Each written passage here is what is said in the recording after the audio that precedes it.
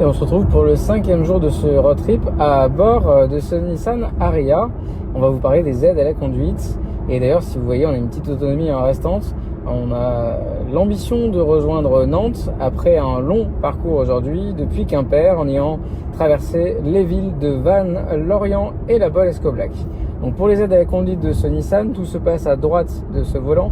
Il y a un bouton à presser. Les aides à la conduite s'affichent sur la dalle numérique et vous pressez le bouton 7. Et là, vous êtes directement à la vitesse du régulateur adaptatif. Bon, bien évidemment, la législation oblige, on doit normalement tenir le volant. Dans quelques secondes, le Nissan Pilot peut prendre le relais.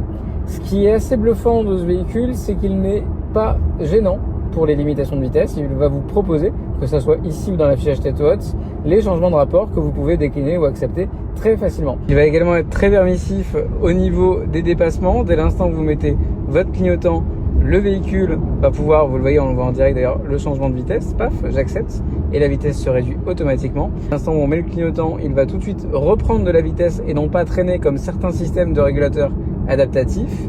Enfin, petit bémol toutefois de ce système, ça se situe au niveau de son positionnement dans les lignes. Il a tendance parfois à se chercher dans les lignes et à tanguer à droite, à gauche, avant de vous demander vous-même de vous corriger alors que le système est activé.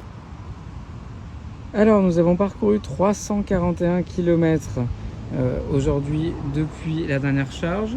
Nous étions à 90% de batterie et nous arrivons avec une consommation de 18,4 kWh à 8% de batterie restante. Donc il était temps de trouver une borne de recharge et nous sommes sur une borne Electra en 200 kg. Petite mise à jour, la première borne ne fonctionnait pas. Nous sommes allés donc à une deuxième borne dans une recharge Lidl qui ne fonctionnait pas non plus, tout du moins son NFC.